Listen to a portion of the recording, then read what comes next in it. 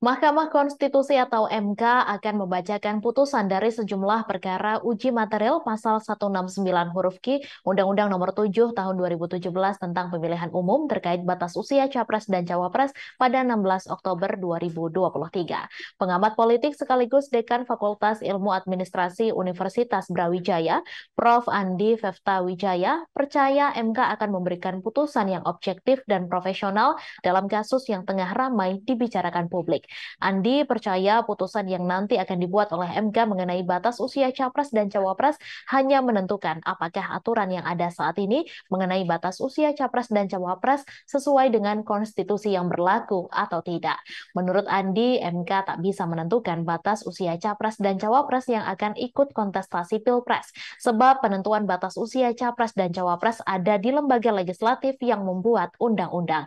Jika MK memutuskan usia, maka putusan yang dibuatnya tersebut melampaui kewenangannya. Sebab penentuan usia Capres dan Cawapres ditentukan oleh lembaga legislatif.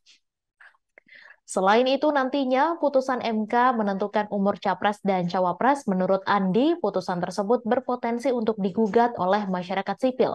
Misalnya dalam putusan nanti MK menyebut usia 35 tahun bisa mendaftar sebagai Capres dan Cawapres, maka keputusan tersebut akan kembali digugat. Mengapa tidak usia 25 tahun bisa mendaftar sebagai Capres Cawapres? Jika nantinya keputusan MK meminta agar memperbaiki pasal-pasal di undang-undang, maka lembaga legislatif bersama pemerintah akan melakukan sidang untuk merevisi pasal-pasal yang tidak sesuai dengan konstitusi tersebut. Diketahui saat ini kandidat cawapres yang kuat untuk mendampingi Prabowo adalah Erick Thohir dan Khofifah Indar Parawansa. Sedangkan untuk cawapres yang potensial mendampingi Ganjar adalah Erick Thohir dan Mahfud MD.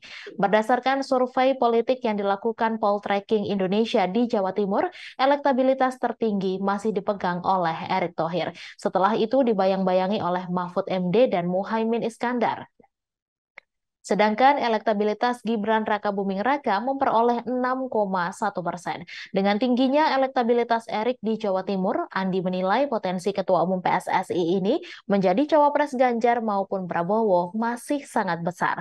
Terlebih lagi, Erick yang memiliki kedekatan dengan warga Nahdliyin dipercaya mampu meningkatkan suara capres yang nanti akan menjadi pasangannya. Erick juga memiliki kedekatan dengan generasi milenial, generasi Z, kelompok profesional dan penggemar sepak bola. Andi menilai generasi milenial, generasi Z, kelompok profesional dan penggemar sepak bola merupakan kelompok pemilih yang floating serta jumlahnya sangat signifikan. Download Tribun X sekarang, menghadirkan lokal menjadi Indonesia.